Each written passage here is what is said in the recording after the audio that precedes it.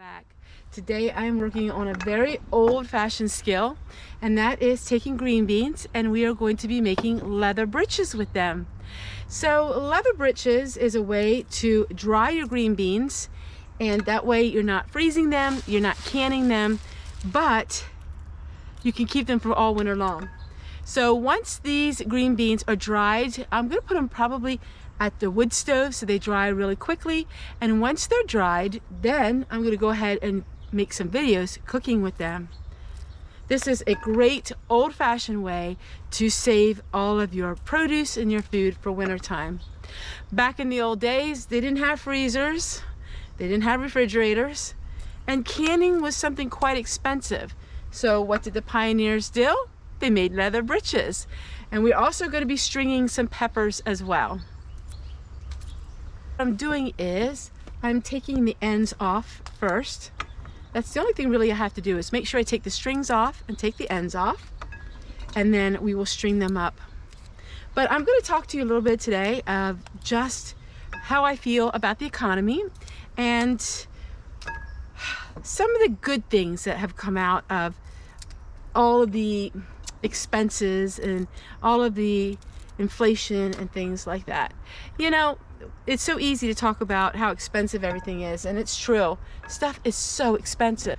But one thing for me I learned was that I did a lot of research to find out how the people lived in the old days. And by doing that, I really learned a lot. And I think that if the economy wouldn't have went the way it did, for me especially, because the economy went really downturn for me, I wouldn't have tried to look into other ways to preserve things, other ways to live. I'm embracing the old-fashioned life 100%, not just for videos. I live this way every single day, and it's because partly I have to learn how to save money, and I have to learn how to live in a way that is just using my resources to the best of my ability. All right, I'm gonna go ahead and take all these ends off, and then I'll get back to you and we'll string these up. So my grandma did not use a knife, she used her fingers.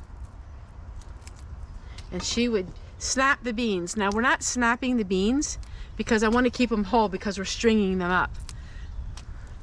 But this is how my granny did it. And I'm sure your granny too. Now these are a little bit on the old side, which was great for leather breeches, because the beans, if they're a little bit older, that's a way that you could use them up.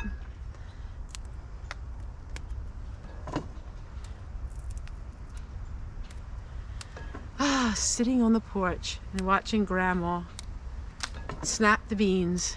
What a memory that is.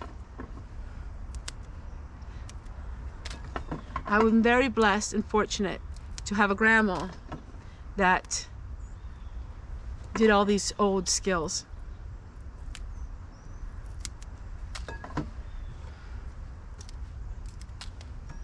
So for me, having the economy go the way it did has really helped me just become a better person, because I'm not relying so much on what money can provide. I'm relying on more, you know, skills, and it gives you a purpose. And that may sound a little strange for some people, but snapping beans, learning the old skills gives me such a purpose, and that's something money can't buy. If I had all the money in the world, I maybe not been interested in doing all of these things as much.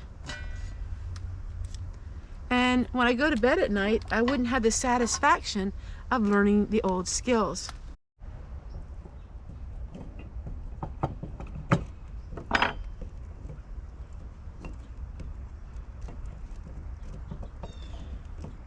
So this string here is soaked in beeswax. I really like this kind of string because it just makes it a little more pliable and easier to use. So we're just going to go ahead and make a knot at the end here. And what I'm going to do is, there are many ways to do this, but I'm just going to poke mine in the center.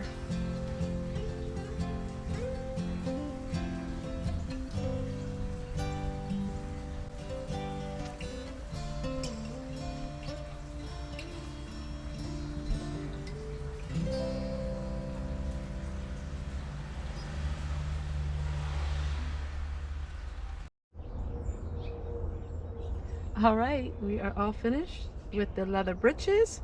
I'm going to go ahead and I'm going to string up some peppers. And make a loop here. That's what they look like.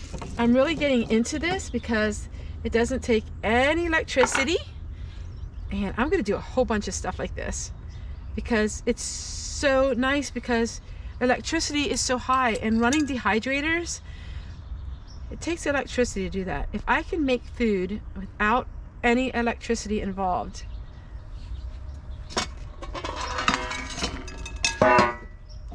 I'm letting the stems on these because I'm actually going to use these mostly for the seeds. Now this is hot peppers, so I will have to be very careful and make sure I wash my hands really good. This is so much fun.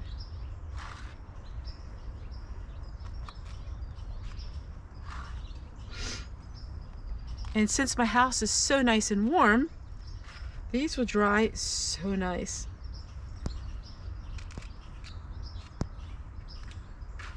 We have not had a hard frost yet, and I still even have tomatoes, a couple of them, to harvest.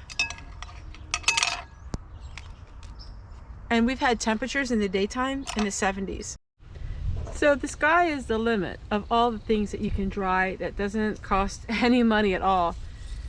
Right now, I decided to work on these cranberries that I had in the refrigerator.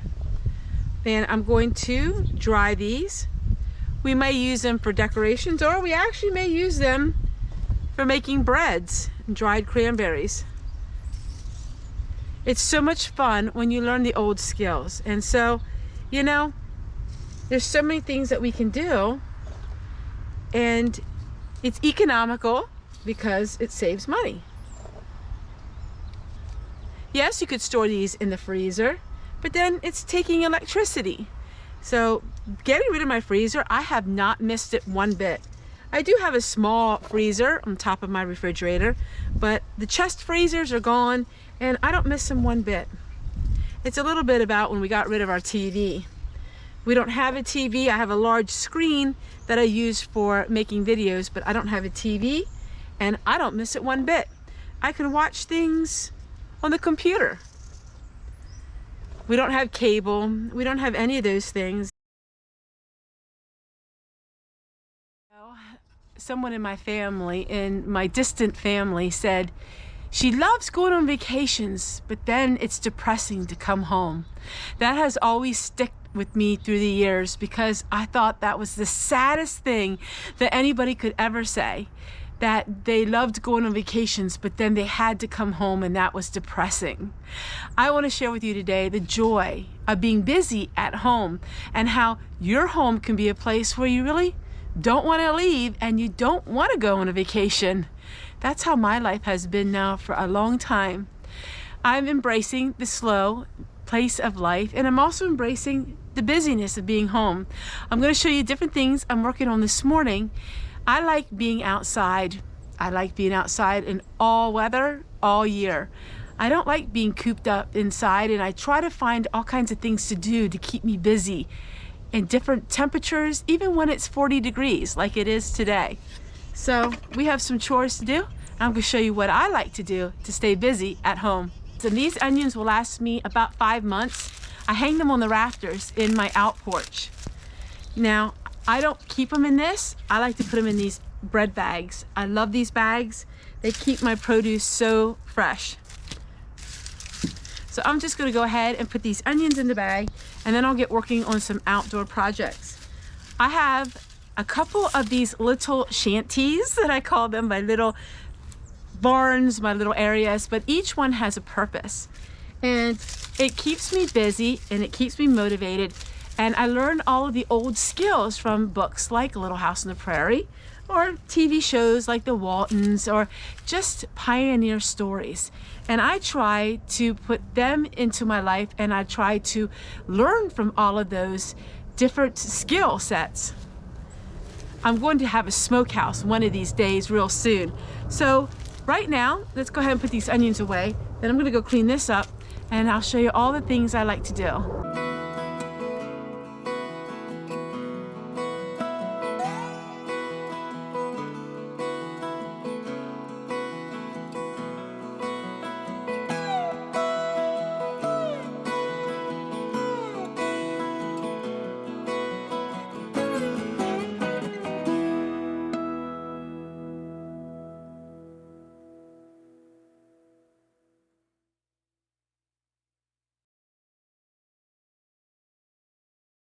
Now the greenhouse has to be covered now because of the cold temperatures at night. But I still have flowers and all kinds of things growing in here.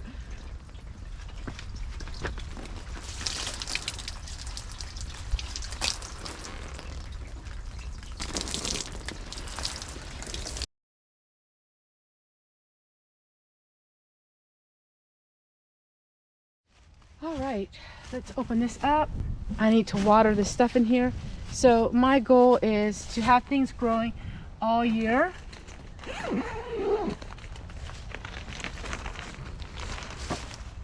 And look how beautiful this is. Absolutely gorgeous. And this is mint.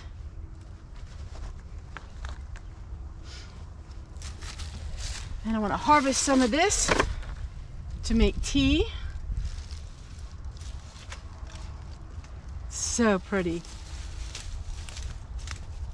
So I just want to harvest the tops of it. This should grow all winter long, as long as I have it closed up.